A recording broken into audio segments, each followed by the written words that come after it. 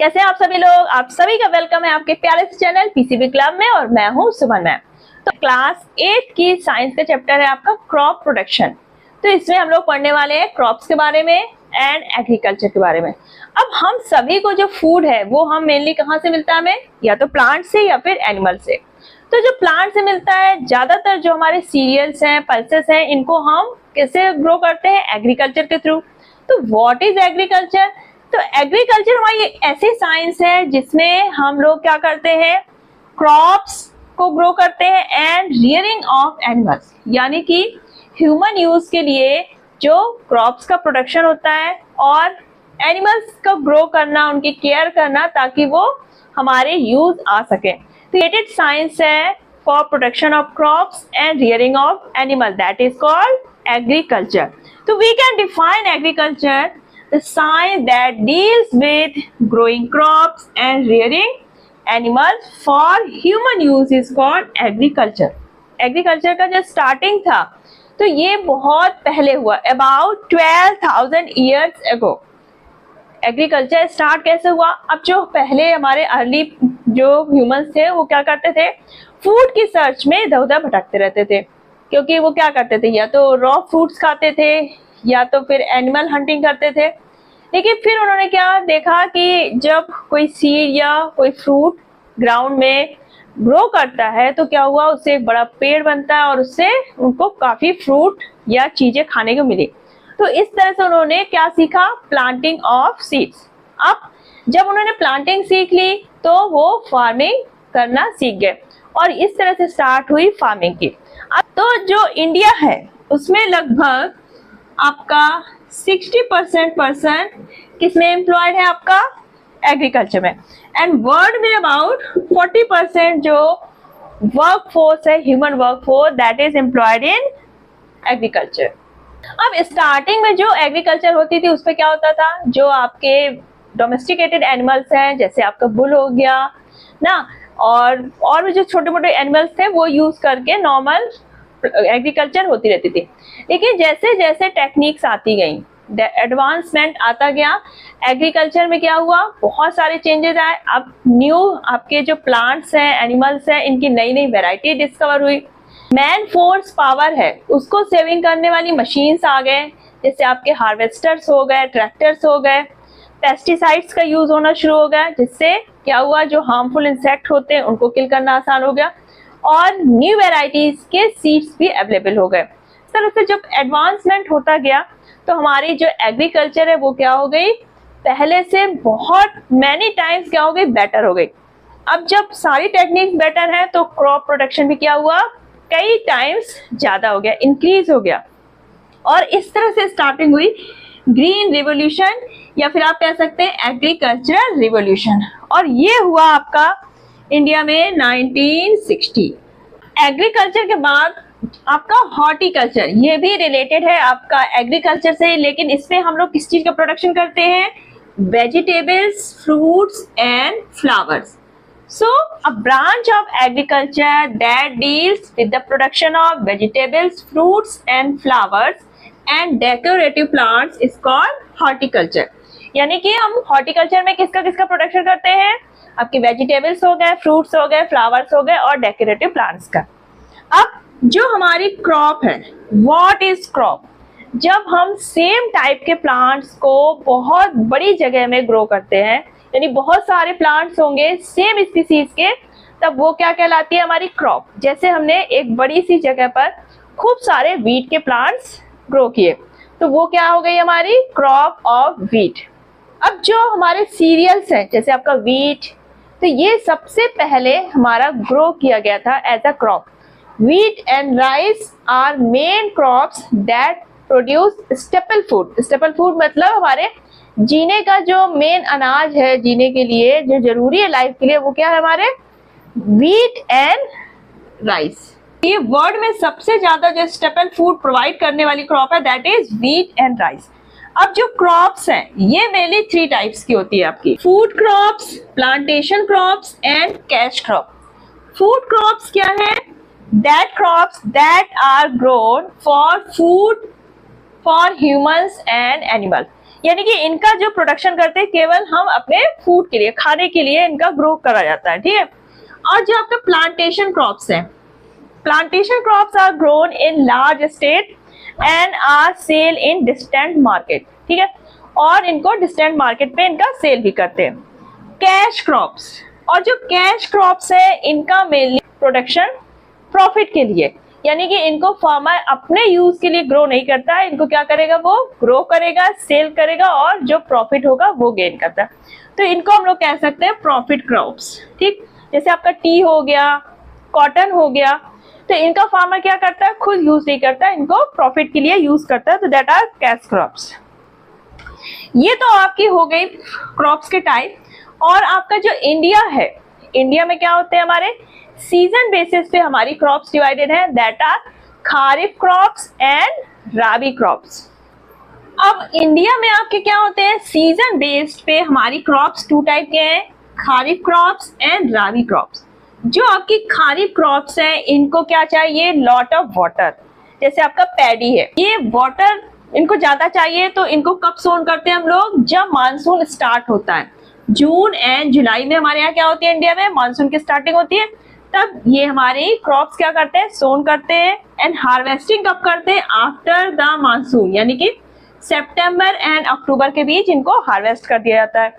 इसके एग्जांपल जैसे आपका मेज, सोयाबीन, कॉटन, तो इनको क्या चाहिए, ज्यादा वाटर, इसलिए इनका हम लोग सोन मानसून के स्टार्टिंग में करते हैं, harvesting after the monsoon.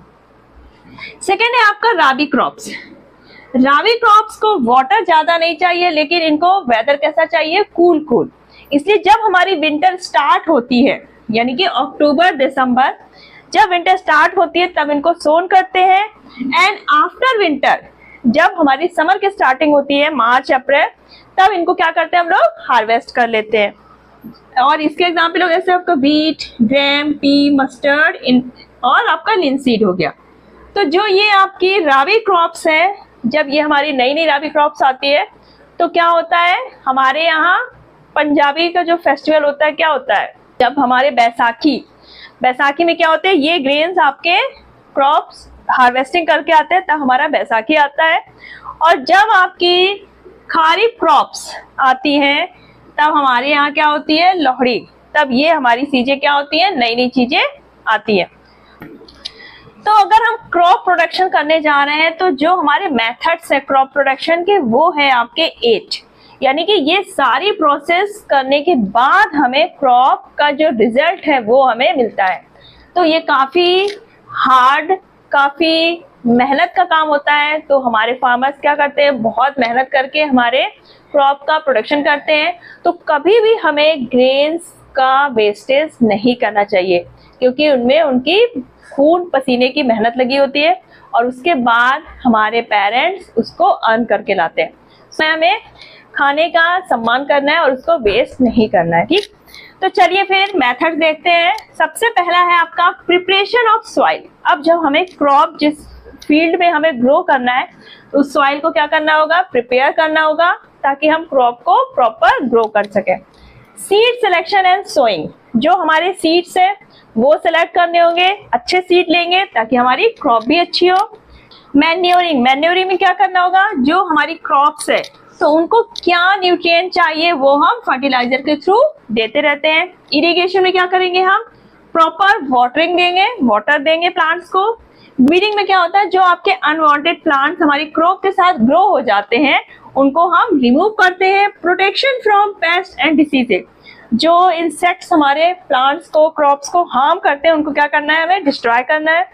Harvesting, threshing and winnowing. Harvesting में क्या करते हैं हम लोग, जब हमारी क्रॉप मैच्योर हो जाती है, पक जाती है, ड्राई हो जाती है, तब उसको हम लोग कट कर लेते हैं। थ्रेसिंग में क्या करते हैं, उसकी जो सीड्स की कवरिंग है उसको रिमूव करते हैं। एंड विनोइंग, उसको क्लीन करना, ठीक। एंड स्टोरेज, लास्ट स्टेप है प्रॉपर उसकी storage. First method of crop production is preparation of soil. अब प्रिपरेशन ऑफ सॉइल में आपके 2 स्टेप्स आते हैं, loosening and turning of soil. और ये किससे हम लोग करते हैं, बाय फ्लोइंग, और यह कह सकते हैं टिलिंग। प्लोइंग हम वुडन से भी जो वुडन प्लो है उससे भी कर सकते हैं, या फिर हमारे जो ट्रैक्टर्स है उसमें क्या होता है, आयरन का प्लो यूज होता है। तो मेनली जो आज के ट्रेंड क्या है आपका, जो ट्रैक्टर है इसमें आयरन प्लो होता है वो हमारा ज्यादा यूज होता है, और ये क्या करता है, टाइम भी आपका बचेगा और जो आपकी मैन पावर है वो भी हमारी बच जाती है। यानी कि मेहनत करेगा अगर कोई तो बहुत टाइम लगेगा, तो आपका ट्रैक्टर्स के थ्रू जो प्लो है वो बहुत अच्छा तरीका है आपका।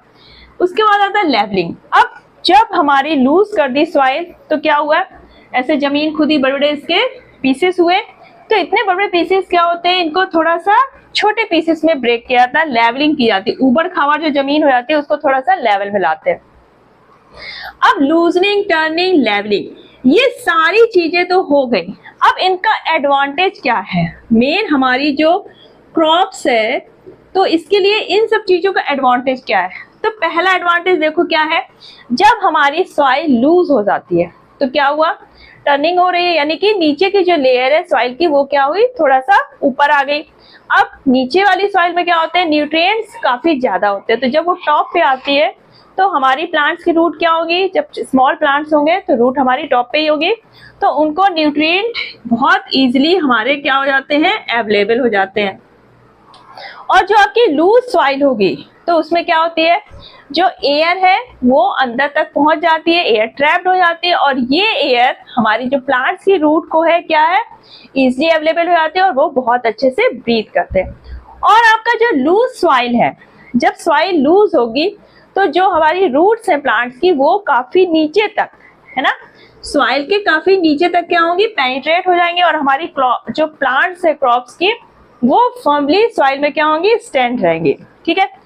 और आपकी जो लूज सॉइल है तो इसमें हमारे जैसे माइक्रो ऑर्गेनिज्म हो गए, आपका अर्थ वॉर्म हो गया, ये इजीली उसमें ग्रो कर पाएंगे, और जो उनका वेस्टेज होता है वो क्या होता है, प्लांट्स के लिए काफी न्यूट्रिएंट प्रोवाइड करने वाला होता है। जो अर्थ वॉर्म है वो सॉइल को और भी लूज करते रहते हैं, तो इस तरह से हमारे प्लांट्स के लिए काफी यूजफुल हो जाते हैं। और जो वाटर वगैरह अगर इसमें देंगे तो वो भी इजीली पेनिट्रेट कर जाएगा सॉइल में। तो इस तरह से हमारी सॉइल का जो प्रिपरेशन है वो बहुत जरूरी है। सेकंड आता है आपका सोइंग ऑफ सीड्स। अब हमारी सॉइल तो प्रिपेयर हो गई, अब हम क्या करेंगे, सीड को सो करेंगे। तो सबसे पहला स्टेप है आपका सीड सिलेक्शन। सीड हमारे कैसे होने चाहिए, जब हम गुड क्वालिटी के सीड्स लेंगे तो हमारी क्रॉप भी कैसी होगी, हेल्दी होगी, डिसीज फ्री होगी। तो सीड हमारे कैसे होने चाहिए, गुड क्वालिटी के, हेल्दी एंड डिसीज फ्री होने चाहिए। अब जब हम सीड सो करेंगे तो इनको प्रॉपर डेप्थ में सो करना चाहिए, क्योंकि अगर हमने ग्राउंड में बहुत नीचे इनको अगर सोन कर दिया तो क्या हो गया, जो हमारे सीड से जर्मिनेट होंगे और हमारे जो स्मॉल स्मॉल प्लांट होगा, शूट होगा, वो इस सॉइल को पेनिट्रेट करके ऊपर ही नहीं आ पाएगा। और अगर बहुत ऊपर हमने अगर सीड को कर दिया तो क्या हुआ, बर्ड्स वगैरह इसको खा जाएगी। तो एक प्रॉपर डेप्थ में हमें सीड सोन करने चाहिए। वाटर, अब सीड को हमारे क्या चाहिए, सनलाइट, वार्मथ एंड वाटर भी चाहिए। तो वाटर क्या होना चाहिए, एक सही अमाउंट में होना चाहिए, बहुत ज्यादा भी नहीं होना चाहिए, बहुत कम भी नहीं होना चाहिए। प्रॉपर डिस्टेंस, हमारे सीड जो है वो एक प्रॉपर डिस्टेंस में होना चाहिए। अगर हमने बहुत पास पास कर दिए तो क्या होगा, यहाँ पर बहुत सारे एक साथ प्लांट्स हो जाएंगे और इनको न्यूट्रिएंट्स क्या, जो न्यूट्रिएंट्स है वो क्या होगी, कम पड़ जाएगी, यानी इन सब में क्या हो जाएगी, फाइटिंग हो जाएगी कि मुझे ज्यादा चाहिए, मुझे ज्यादा। तो इनको प्रॉपर डिस्टेंस पे हमें सीड्स को सोन करना पड़ेगा।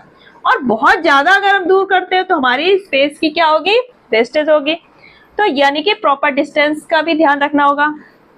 अब जो हमारे कुछ सीड्स है, जैसे आपके राइस, टोमेटो, ब्रिंजल, चिली, तो ये इतने छोटे होते हैं कि इनको हम लोग किससे पहले ग्रो करते हैं, नर्सरीज में एक सीड बेड बनाते हैं और वहां पे छोटे छोटे प्लांटलेट्स जो ग्रो करते हैं, सीडलिंग्स, तो उनको फिर बाद में हम लोग क्रॉप की तरह बड़े से ग्राउंड में प्लांट कर देते हैं।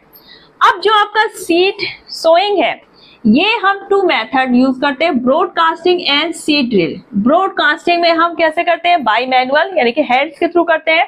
हम सीड्स ले लेंगे एक बास्केट में और ऐसे ग्राउंड में स्प्रिंकल करते जाएंगे, पर इससे हमारा क्या होता है कि कहीं पर सीड्स हमारे ज्यादा सोन हो जाएंगे और कहीं पर कम, तो मतलब एक इक्वल जो डिस्ट्रीब्यूशन है सीड्स का वो नहीं हो पाता। तो जो सीड ड्रिल टेक्निक है ये आपका बेस्ट टेक्निक है, क्योंकि इसमें हमारे सीड्स एक प्रॉपर डिस्टेंस पे, प्रॉपर डेप्थ पे हमारे सीड सोन होते हैं।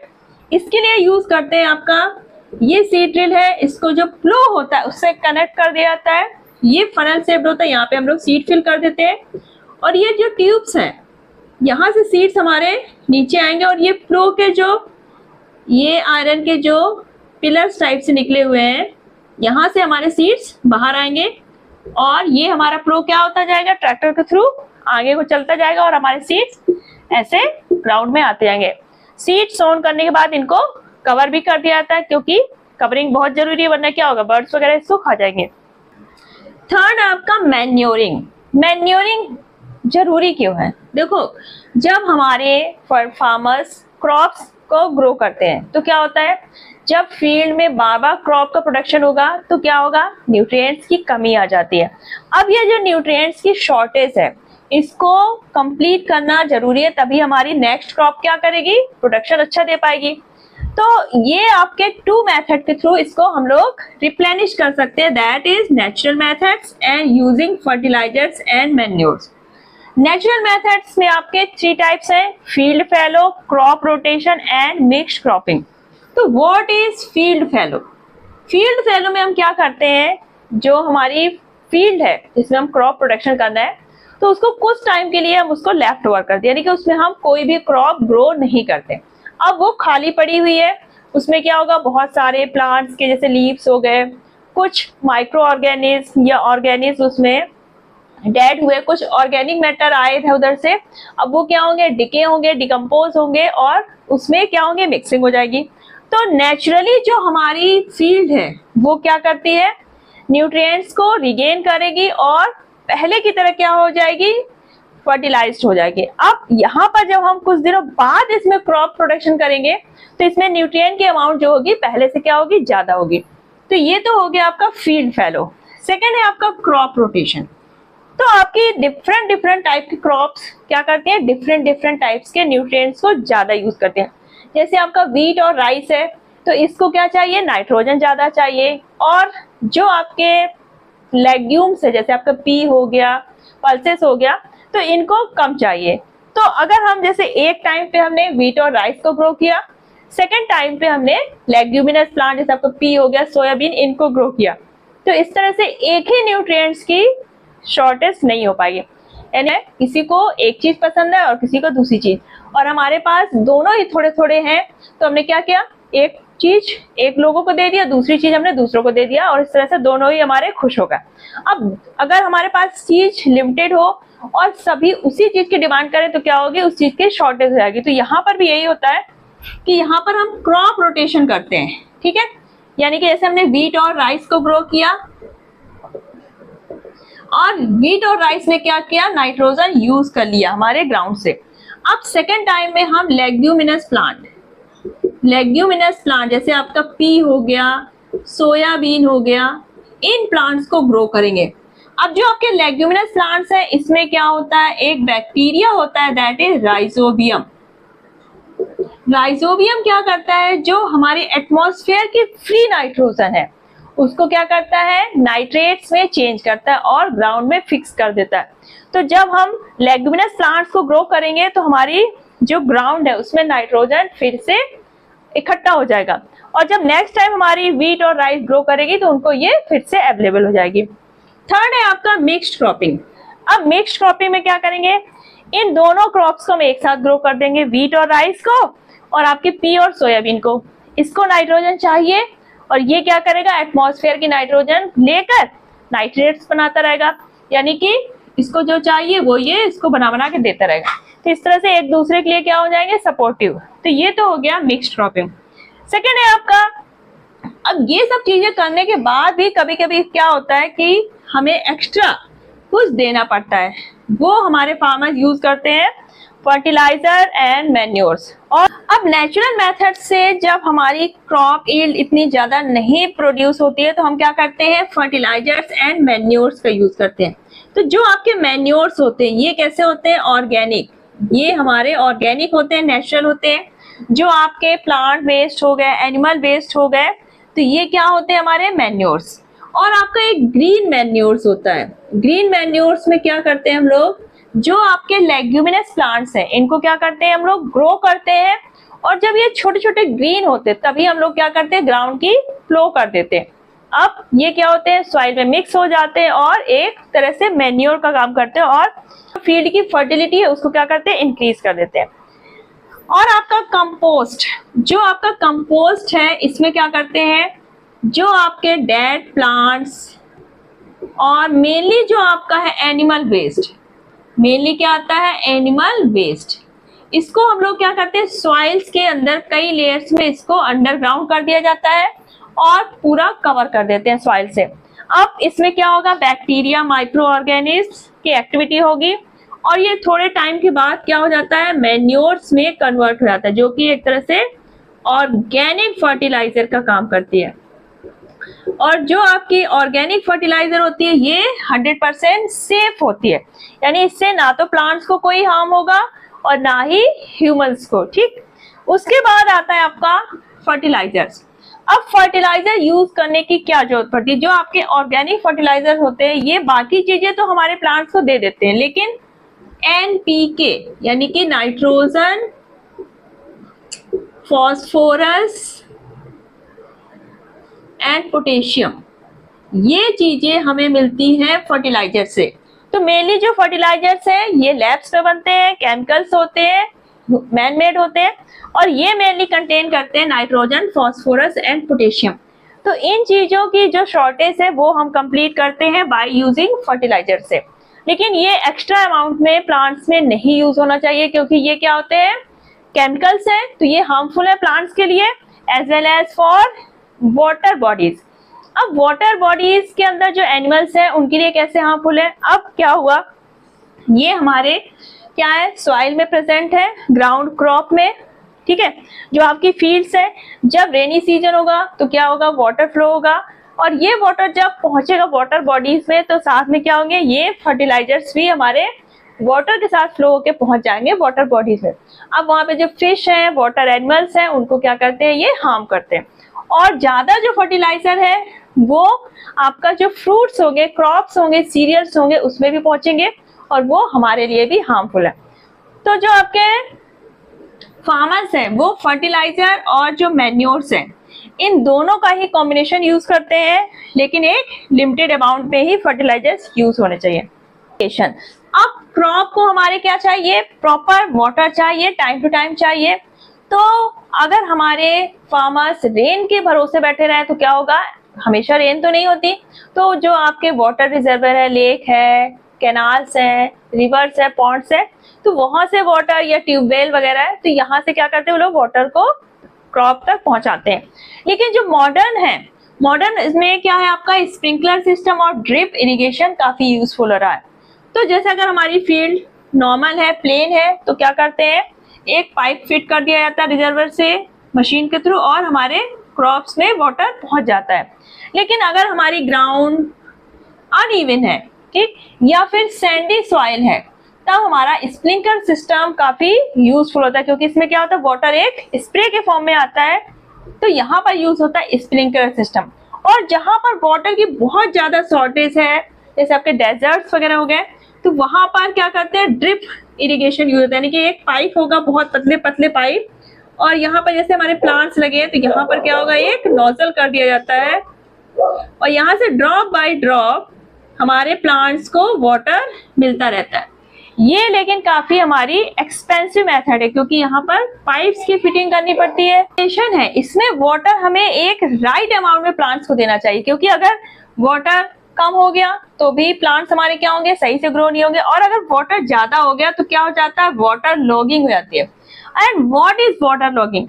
अब मान लीजिए फील्ड में हमने बहुत सारा वाटर फिल कर दिया और प्रॉपर ड्रेनेज की सिस्टम नहीं है, तो क्या होगा, हमारे जो प्लांट्स को एयर जो मिल रही थी, अब वो क्या होगा, पूरी जो फील्ड है वहां पे वाटर फिल है, तो जो एयर होगी वो क्या होगी, एस्केप हो जाएगी, बाहर निकल जाएगी।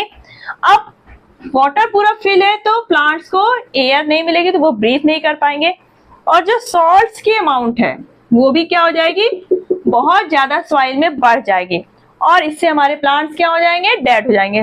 तो वाटर की एक प्रॉपर ड्रेनेज फैसिलिटी भी क्या होनी चाहिए, अवेलेबल होनी चाहिए। नेक्स्ट है आपका वीडिंग। तो वीडिंग क्या है, तो सबसे पहले हम समझेंगे what are weeds and removing of weeds is called weeding. तो जो हमारे अनवांटेड प्लांट्स है, जो हमारे क्रॉप प्लांट्स के साथ साथ ग्रो हो जाते हैं और क्या करते हैं, जो हमारे एक्स्ट्रा न्यूट्रिएंट्स हैं प्लांट्स के लिए या वाटर है, सनलाइट, ये सब चीजें क्या करने लगते हैं, ये भी लेने लगेंगे और हमारे मेन क्रॉप है उनको क्या होगा, ये सारी चीजों की शॉर्टेज आएगी। तो इनका जो रिमूवल है टाइम टू टाइम, ये बहुत जरूरी होता है। तो ये जो अनवांटेड प्लांट्स हैं जो हमारी क्रॉप के साथ साथ ग्रो हो रहे हैं, इनका जो रिमूविंग प्रोसेस है दैट इज कॉल्ड वीडिंग। अब जो वीडिंग है, जो वीड्स है, ये जो प्लांट्स है अनवांटेड प्लांट्स, ये भी वेरी करते हैं क्रॉप टू क्रॉप, यानी कि डिफरेंट टाइप के क्रॉप्स में डिफरेंट टाइप्स के वीड्स ग्रो करते हैं। ये place to place and season to season भी वेरी करते हैं, यानी कि डिफरेंट सीजन में डिफरेंट के वीड्स ग्रो करते हैं। ठीक है, जो आपका एमरैंथस है ये मेनली हर टाइप के क्रॉप्स में ग्रो करता है। अब वीडिंग जो प्रोसेस है ये मैनुअली हैंड्स के थ्रू भी करते हैं, हम लोग बाय ट्रॉल या शॉल वगैरह यूज करके इसको अपरूट करके कर सकते हैं, लेकिन ये क्या होता है, बहुत ज्यादा टाइम कंज्यूमिंग होता है। तो इसके लिए यूज होता है हर्बिसाइड्स एंड वीडिसाइड्स। इनका यूज करते हैं फार्मर बाय स्प्रे मेथड्स। और जो ये हर्बिसाइड वीडिसाइड्स हैं, तो ये वीडिंग को तो किल करते हैं, लेकिन जो हमारी मेन क्रॉप्स है उस पर कोई साइड इफेक्ट नहीं आता है। लेकिन ये हमारे कैसे होते हैं, पॉइजनस होते हैं, यानी कि जो हमारी क्रॉप्स के जो सीड्स होंगे तो इनमें भी क्या होगा, अब जब स्प्रे हो रहा तो पूरी क्रॉप्स में हो रहा है, तो जब हम सीरियल्स को यूज करें तो उनको प्रॉपर अच्छे से वॉश करें, ताकि ये जो केमिकल्स हैं उनमें लगे हुए होंगे तो ये अच्छे से वॉश हो जाए, और वरना क्या होगा, वो हमारी बॉडी में पहुंच जाएंगे। और ये कैसे होते हैं, पॉइजनस होते हैं। तो जब फार्मर स्प्रे करता है किसी क्रॉप के फील्ड में तो क्या करता है, माउथ को प्रॉपर कवर करके रखता है, क्योंकि ये क्या है तो एक केमिकल वीडिसाइड, यानी कि किसी को किल करने के लिए यूज हो रहा है, तो इनका यूज करते हुए प्रॉपर माउथ को कवर करना पड़ता है। तो जो आपके वीडिसाइड्स हैं, जैसे आपका डेलापॉन, मेटाक्लोर, सिनियाजिड, ये मेनली वीडिसाइड्स हैं that are used for weeding purpose. Scientist कुछ वीडिसाइड और हर्बिसाइड्स का रिसर्च कर रहे हैं जो हमारे वीडिंग प्रोसेस के लिए तो यूजफुल हो, साथ ही साथ पॉइजनस ना हो और ना ही हमारे क्रॉप पर कोई साइड इफेक्ट डाले। कुछ इंसेक्ट्स का भी ग्रो किया जा रहा है जो केवल क्या करें, वीड्स को ही ट्रैप करें, मतलब उनको ही नुकसान पहुंचाए, हमारी क्रॉप्स को ना पहुंचाए।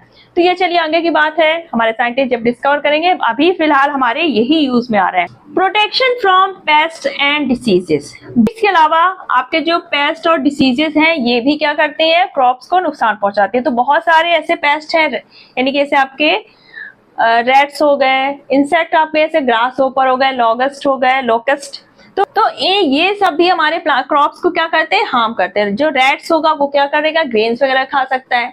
जो आपके इंसेक्ट होते हैं वो क्या करते हैं, क्रॉप्स के साथ साथ ग्रेन्स को भी हार्म पहुंचाते हैं। तो इनके लिए यूज होते हैं पेस्टिसाइड्स।